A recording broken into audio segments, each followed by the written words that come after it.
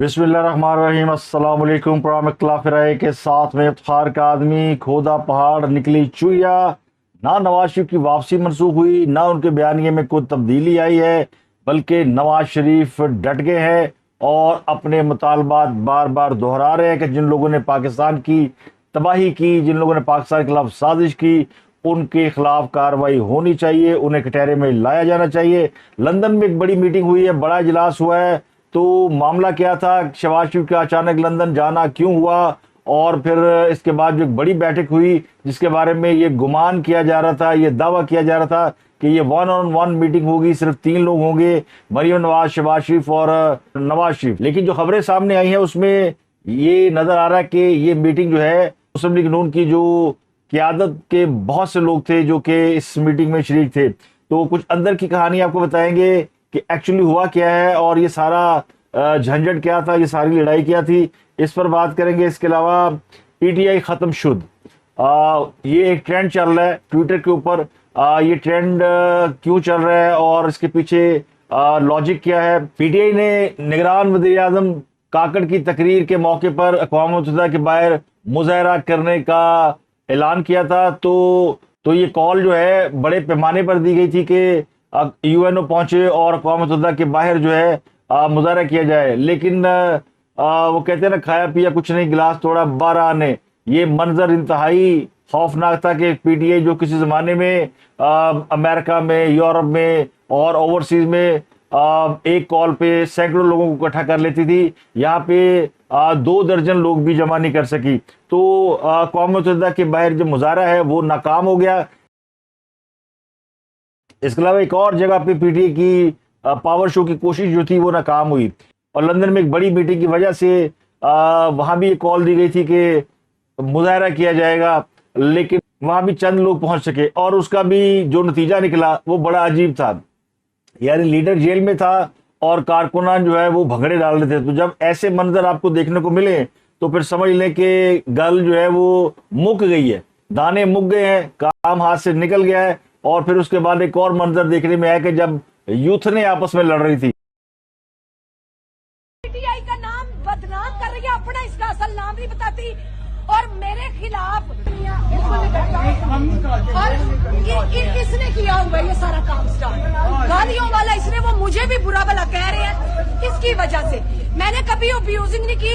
अभी मुझे 1-2 लोगों ने आके स्पेशल ये कहा, अगर ये औरत नहीं, ये औरत ने मुझे फोन भी करवाया, इस औरत ने 4 बंदों के साथ तुमने मुझे फोन करवाया। ओह माय गॉड, इतनी छुल्ली का यार हमारी लोगों ने कहा कि ये कौन है। मैंने कहा मुझे क्या पता है,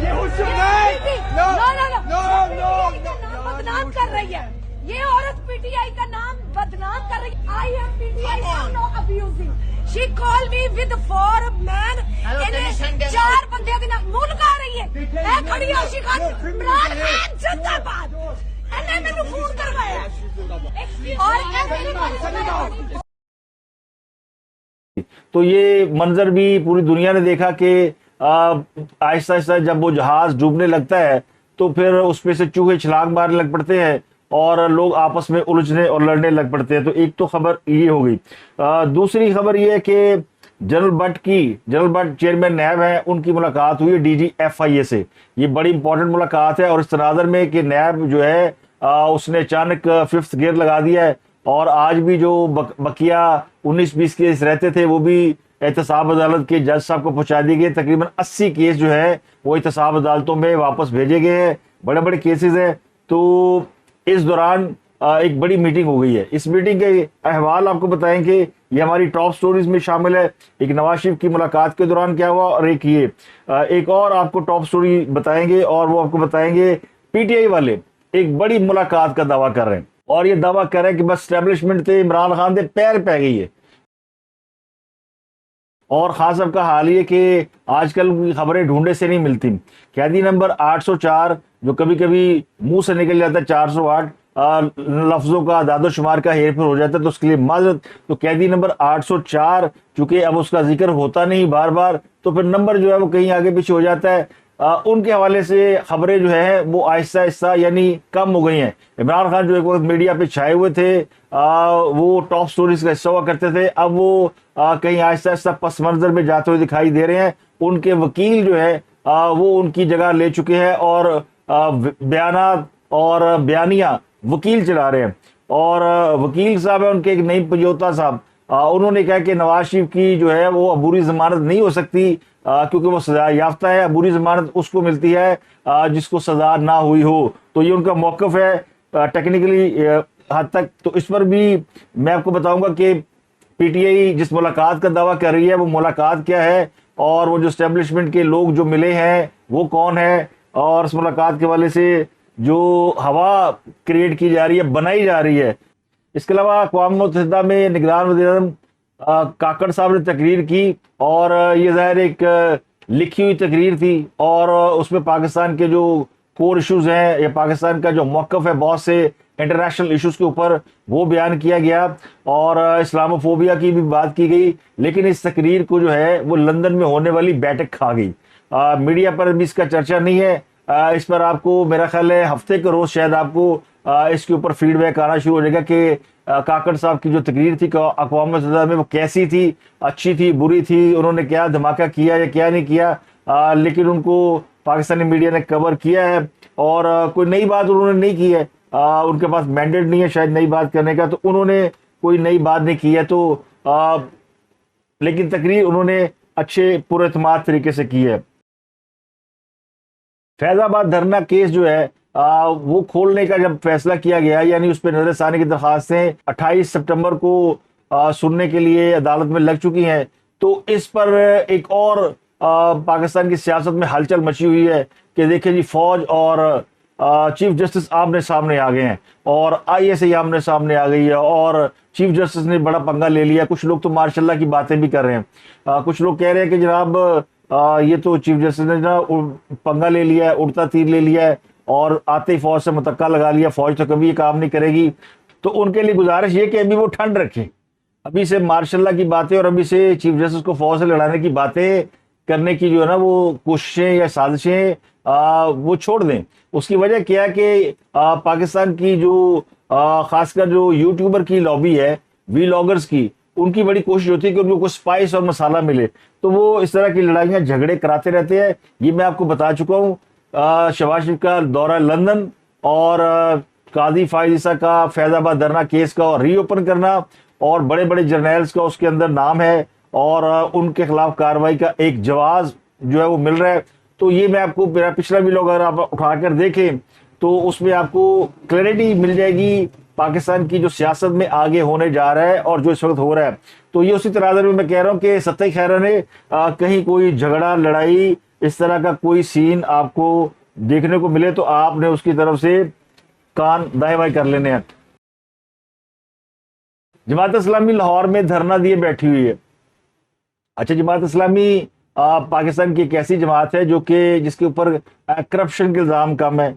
یہ ویل آرگنائزڈ جماعت ہے, لیکن یہ وہ جماعت ہے جس کے پاس وہ سحر نہیں ہے, وہ لیڈر کا کرشمہ نہیں ہے کہ جس کے گرد لوگ اکٹھے ہو سکیں.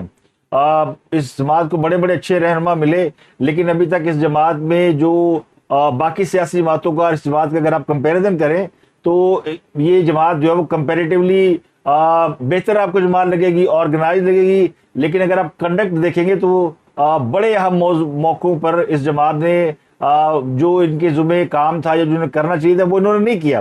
یہ ہمیشہ دوسروں کی پراکسی وار کا حصہ رہے ہیں. تو یہ ان کے اوپر ایک الزام ہے.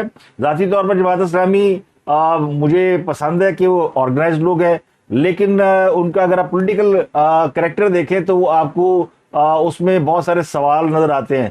لاہور گورنر ہاؤس کے باہر دھرنا دے کے بیٹھے ہیں, ٹریفک جام کیا ہوا ہے, اور کہتے ہیں کھایا پیا کچھ نہیں, گلاس دوڑا 12 نے.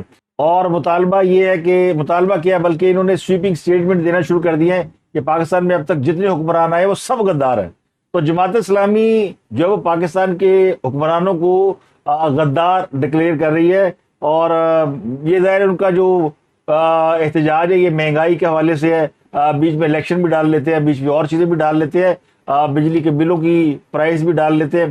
تو بہرحال اس احتجاج کا مقصد کیا ہے, اور اس احتجاج سے قوم کو ملے گا کیا، یہ وہ بتانے میں ابھی تک ناکام ہے۔ میرا خیال ہے اس پہ جماعت اسلامی کو سیریسلی سوچنا چاہیے کہ وہ لوگوں کی زندگی پریشان کرنے کی بجائے یہ دھرنے اور روڈ بلاک کرنا یہ پاکستان کی معیشت کو پہلے ہی ڈبو چکا ہے۔ اس کی روایت ہم نے دیکھی، اور جن سیاسی جماعتوں نے یہ کام کیے ہیں انہوں نے کوئی پاکستان کی خدمت نہیں کی ہے۔ سیاست کریں لیکن لوگوں کی زندگیاں اجیرن مت کریں۔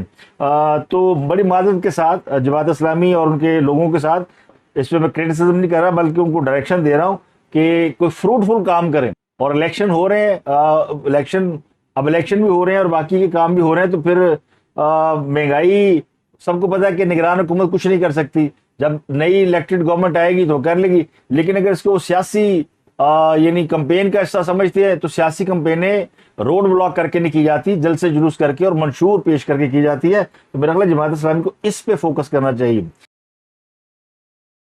ایک مثال آپ نے سنی ہوگی بیگانی شادی میں عبداللہ دیوانہ، تو اب بیگانی شادی میں دو لوگ ایسے ہیں جو کہ یعنی ایک عبداللہ دیوانہ نہیں ہے بلکہ دو عبداللہ دیوانے ہوئے پڑے ہیں۔ ایک دیوانے تو ہیں جناب فیصل واڈا صاحب اور دوسرے ہیں جناب جہانگیر ترین صاحب۔ اب یہ دونوں پی ٹی اے کی ایکس ہیں، اور اب انہوں نے یہ چونکہ خود کو اسٹیبلشمنٹ کے قریب سمجھتے ہیں، تو ان کی جانب سے کوئی بیان بازی کرنا یا ان کی جانب سے کوئی موقف آنا، یہ سمجھا جاتا ہے کہ شاید یہ اسٹیبلشمنٹ اپنی جو مدعا ہے وہ بیان کرنے کے لیے ایسے لوگوں کو استعمال کرتی ہے۔ حالانکہ یہ ثابت ہو چکا ہے کہ بہت سے لوگ جو اسٹیبلشمنٹ کے خود ساختہ ترجمان ہیں۔ دوستیاں ہو جانا کوئی بڑی بات نہیں، کسی کی کسی بھی جرنیل سے دوستی ہو سکتی ہے، لیکن اگر وہ سمجھا جائے کہ وہ بڑے اندر کی باتیں کرتے ہیں تو یہ ذرا یعنی اس میں یہ چانس ذرا کم ہے۔ فیصل واڈا صاحب نے کہا کہ نواز شریف صاحب نے اگر اس دفعہ فوج کے خلاف کوئی بات کی تو انہیں جو ہے وہ پچھلی دفعہ جہاز میں باندھ کے بھیجا تھا، اس بار انہیں یہی باندھ لیا جائے گا۔ تو ان کی فرسٹریشن اپنی جگہ پہ۔ دوسرے ہیں جہانگیر ترین صاحب، انہوں نے بھی کہا کہ نواز شریف کو جو ہے وہ موجودہ جو ججز ہیں ان کے اوپر تنقید نہیں کرنی چاہیے اور کسی کا بھی نام نہیں لینا چاہیے۔ نواز شریف نے جو پچھلی تقریر کی تھی اس میں انہوں نے باقاعدہ نام لیا تھا جسٹس اعجاز الحسن صاحب کا۔ تو جسٹس اعجاز الحسن وہ ہے جو کہ شاید جسٹس قاضی فیصل کے بعد چیف جسٹس آف پاکستان ہوں گے۔ ان سے سینئر سردار طارق مسعود ہے۔ اب ان کا جو پیریڈ ہے شاید وہ چیف جسٹس نہ بن سکے، وہ بھی جسٹس قاضی فیصل سے پہلے ریٹائر ہو جائیں گے، جو ان کے آس پاس کہیں وہ ریٹائر ہو رہے ہیں۔ تو ان کے حوالے سے بیان بازی، ان کے حوالے سے الزام کو ڈیفینڈ کر رہی ہے یہ جو استحکام پاکستان پارٹی ہے، جہانگیر ترین صاحب، یعنی وہ کہتے ہیں نا 3 میں نہ 13 میں۔ اور یہ لوگ جو ہے وہ اس وقت اسٹیبلشمنٹ کو ڈیفینڈ کرنے کے لیے آئے ہیں۔ ویسے اسٹیبلشمنٹ کو ڈیفینڈ کرنے کے لیے اس طرح کے چلے ہوئے کارتوسوں کی ضرورت نہیں ہے۔ اسٹیبلشمنٹ کو ڈیفینڈ کرنے کے لیے پاکستان میں بڑے لوگ موجود ہیں، اور پاکستانی فوج کا سیاست میں مداخلت کا طریقہ لوگوں کو پسند نہیں ہے، اور لوگ سمجھتے ہیں کہ نہیں ہونا چاہیے، لیکن لوگ یہ بھی سمجھتے ہیں کہ سیاستدانوں کے حوالے سے جو ایک فضا بنی ہوئی ہے کہ وہ لوٹ کر کھا جاتے ہیں، اور پاکستان آج تک ترقی نہیں کر سکا۔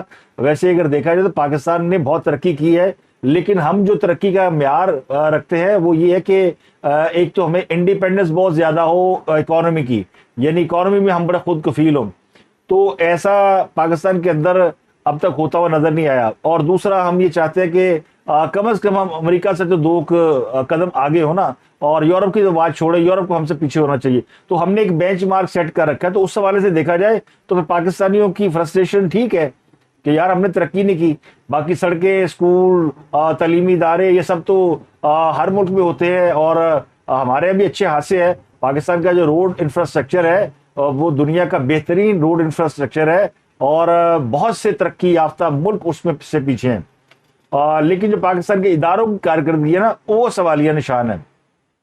جو اداروں کی پرفارمنس ہے، جو انسٹیٹیوشنز ہیں، وہ اگر ٹھیک ہو جائیں ان کے حوالے سے کنسرن ہے۔ ان کی جو گریڈنگ آپ دیکھتے ہیں تو وہ بہت ہی پیچھے ہے۔ تو اس میں جو ٹاپ سٹوری ہے ہماری، وہ میں نے نواز شریف کے حوالے سے آپ کو بتا دیا کہ جو لندن میں میٹنگ ہوئی ہے اس میں نہ صرف نواز شریف، شہباز شریف اور مریم نواز، بلکہ اسحاق ڈار، جویل لطیف اور طلال چودھری اور جتنے ٹاپ لیڈرشپ ان کی وہاں پہ موجود تھی، سب بیٹھے میٹنگ کی۔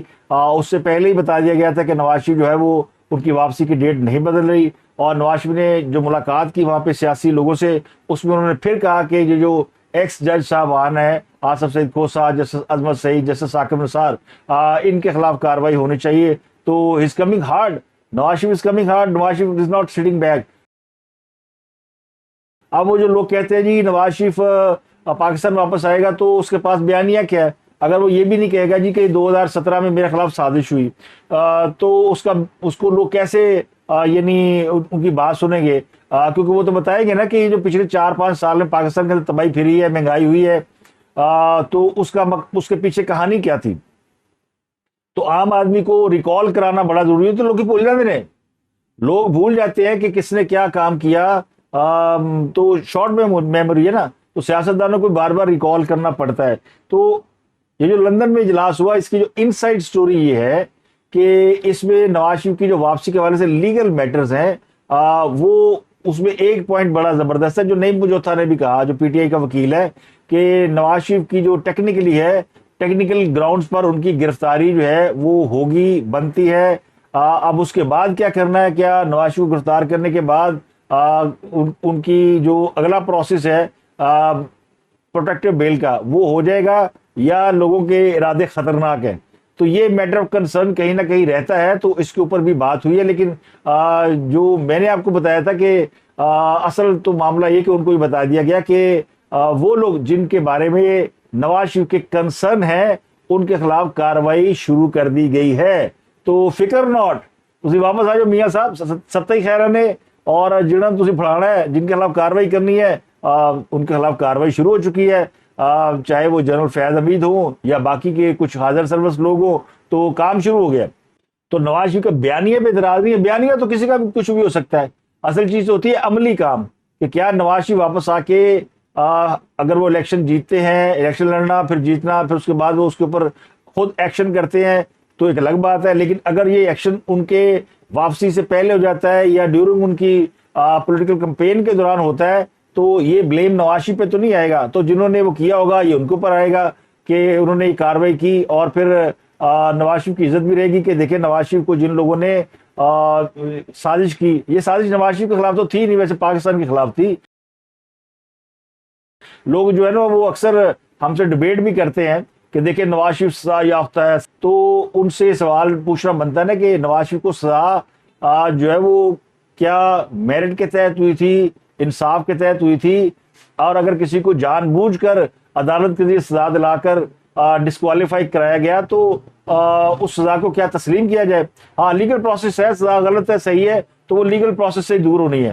وہ اس کے لیے کوئی کچھ نہیں کر سکتا, وہ بالکل ایک قانونی پہلو ہے. تو اس کے اوپر نون لیگ تیار ہے انہیں واپس آ کر اپنے کیس ختم کرانے ہیں نواز شریف کو. تو نواز شریف آ رہا ہے جناب, اور دھڑلے سے آ رہا ہے, اور ابھی تک اس کی واپسی کی ڈیٹ نہیں بدلی. لیکن اگر ڈیٹ بدل بھی جائے, 21 کو انہوں نے واپس آنا ہے, اگر 22 کو آ جائے, 24 کو آ جائے, 26 کو آ جائے, تو کوئی فرق نہیں پڑے گا, کیونکہ اب ایک ٹائم فریم طے ہو گیا کہ الیکشن جنوری کے آخری ہفتے میں ہونے ہیں.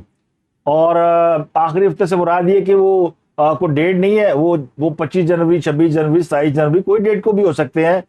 یہ حالات و واقعات کو دیکھ کے رکھا جاتا ہے کہ کوئی اس دن بارش تو نہیں ہونی, پاکستان کے اندر ویدر ٹھیک ہے, انتظامات پورے ہیں, ایک ٹائم فریم سیٹ کر دیا گیا ہے. تو اب نواز شریف کو تو چاہیے 2 مہینے کمپین کے لیے. اب وہ اکتوبر میں بھی آتے ہیں, تو اکتوبر, نومبر, دسمبر, جنوری, اب ان کو 4 مہینے تقریباً مل رہے ہیں.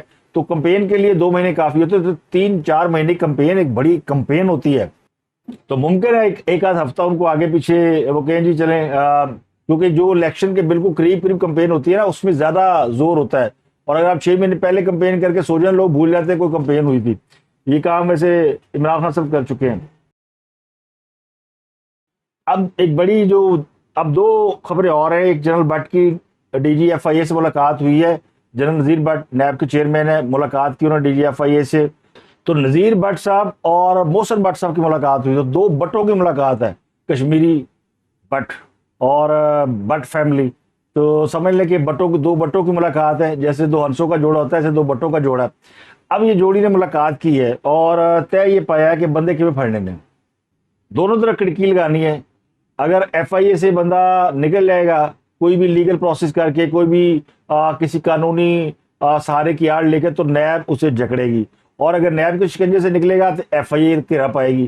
تو یہ طریقہ کار جنرل بٹ صاحب اور جو ڈی جی ایف آئی اے ان کے درمیان طے پا گیا ہے. اب اس کے پیچھے بیک گراؤنڈ کیا ہے؟ اس کے پیچھے بیک گراؤنڈ ہے بشرا بی بی کی گرفتاری کا۔ بشرا بی بی جو ہے وہ FIA کال اپ نوٹس کر رہا ہے، وہ جا نہیں رہی اور وہ عدالتوں سے ریلیف لے رہی ہے، عدالتوں کو بار بار یعنی وہ درخواستیں دے رہی ہے کہ جی FIA مجھے بلا رہی ہے، تو کیوں بلا رہی ہے میں نہیں جانا۔ تو نیب میں بھی ان کا کیس ہے اور FIA میں بھی ان کا کیس ہے، تو اب کس نے پہلے کھڑکی ڈالنی ہے، FIA نے کہ نیب نے؟ لیکن کھڑکی دونوں میں سے ایک نے ڈال لینی ہے۔ تو یہ بھی ملاقات کے اندر اس کے اوپر بھی غور و خوض ہوا ہوگا۔ تو جناب یہ دو بٹوں نے کارروائی ڈال دی۔ اب ملاقات جو PTI جس کا دعویٰ کر رہی ہے، یہ ملاقات کی ہے محمد علی درانی صاحب نے صدر مملکت عارف علوی صاحب سے۔ عارف علوی صاحب کی ملاقات ہوئی ہے محمد علی درانی صاحب سے۔ محمد علی درانی صاحب کے بارے میں یہ تاثر ہے کہ وہ اسٹیبلشمنٹ کے آدمی ہے، یہ تاثر انہوں نے خود بھی قائم کیا ہوا ہے۔ ویسے اسٹیبلشمنٹ نے کبھی کسی کو نہیں کہا کہ یہ ہمارا آدمی ہے، لیکن جب کچھ ایسے کام ہوتے ہیں جو کہ نظر آتے ہیں، یعنی اوپن ہو جاتے ہیں کہ جی کوئی پیغام لیے دیے جا رہے ہیں، خود تو نہیں کو جائے گا پیغام لے کر دے کر۔ تو جو پہلی ملاقات ہوئی تھی ایوان صدر میں محمد علی درانی کی، اس کے بعد محمد علی درانی صاحب نے بہت جگہوں پہ آ کے میڈیا میں بات کی اور بتایا کہ جناب یہ ملاقات ہوئی تھی، اس میں جو ڈسکشن تھی وہ یہ تھی کہ مائنس عمران، لیکن PTI والے تیار نہیں ہیں اور کوئی یہ رسک لینے کے لیے تیار نہیں، کوئی PTI کا بوجھ اٹھانے کے لیے تیار نہیں، کوئی لیڈر اس بات پہ تیار نہیں۔ لوگ کہتے ہیں یہ ووٹ عمران خان دا، جیسی ہم آگے آ بھی گئے تو ہمیں کسی نے منہ نہیں لگا رہا۔ تو اب وہ جماعت جو ہے وہ لائبلٹی ہے، اس کو عمران خان ہی چلا سکتا ہے، تو عمران خان کے ساتھ جب تک ان کا نام رہے گا تو رہے گا، اس پہ کوئی یعنی۔ تو یہ مقصد یہ تھا کہ محمد علی درانی صاحب کے بقول وہ گئے تھے بھی بتانے کے لیے کہ جی PTI اگر مائنس عمران کچھ کرنے کے لیے تیار ہے تو بات چیت ہو سکتی ہے ان لوگوں سے جو اس بات پہ تیار ہو۔ لیکن وہ یوتھی ہے نا ہمارے عقل سے پیدل دوست، انہوں نے رولا ڈال دیا کہ اسٹیبلشمنٹ جو ہے عمران خان سے مذاکرات کے لیے جو ہے وہ علوی صاحب کے ذریعے مذاکرات کر رہی ہے۔ تو میں اس لیے کہتا ہوں کہ PTI ختم شد کا جو ٹرینڈ ہے نا وہ ایویں نہیں کسی نے چلایا، بات جو ہے وہ بہت ہی یعنی اب ہاتھ سے نکل چکی ہے۔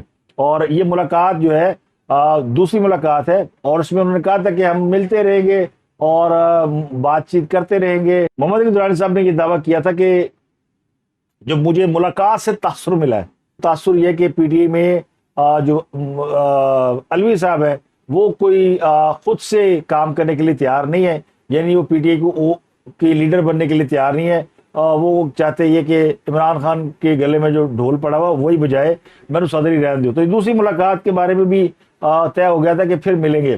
اور پھر اس ملاقات کے حوالے سے ایک اور چیز سامنے آئی تھی کہ جمعے کو وہ بم شیل پھوڑیں گے، تو ابھی تک تو کوئی بم پھوٹا نہیں ہے، اور یہ PTI والے صرف جو ہے نا وہ خالی ہوا باندھ رہے ہیں، اور ہوا ہم نے نکال دی ہے کہ اس ملاقات کی ہوا کیا ہے۔ کوئی اسٹیبلشمنٹ کسی سے ملاقات نہیں کر رہی، نہ کسی سے رابطے کر رہی ہے، لوگ اپنی کوششیں کر رہے ہیں۔ مطلب کوئی بھی اگر جا کے عمران خان صاحب کے حوالے سے اسٹیبلشمنٹ کو کہہ دے گا جی خان صاحب جو ہے وہ نقن لکیرہ کڈروں تیار نے اور انہوں نے توبہ کر لی ہے اور آپ کی شرائط پہ یا آپ کی مرضی پہ چلنے کے لیے تیار ہے، تو بھی اسٹیبلشمنٹ ابھی تیار نہیں ہے۔ ایک دفعہ رج کے ذرا عمران خان صاحب نے جو کیا ہوا ہے اس کو وہ بھگت لے، اور اگر نور سے لڑائی ہو گئی تو پھر اسٹیبلشمنٹ کے پاس بھی کوئی چوائس نہیں ہوگی کہ عمران خان کے اوپر ذرا ہاتھ نرم کر دے، جس کا ابھی فی الحال دور دور تک کوئی امکان نہیں۔ تو وہ جو خیالی پلاؤ پکائے جا رہے تھے نا کہ لڑائی ہو گئی نواز شریف دی اور جناب جہاز نہ بن دیں گے تو یہ کر دیں گے وہ کر دیں گے، اس کے بارے میں عرض یہ ہے کہ کھودا پہاڑ نکلی چویا۔ اب تک کے لیے اتنا ہی، آپ سے ملاقات ہوگی اگلے ولاگ میں۔ اپنا گرد و نواح کے لوگوں کا بہت خیال رکھیے۔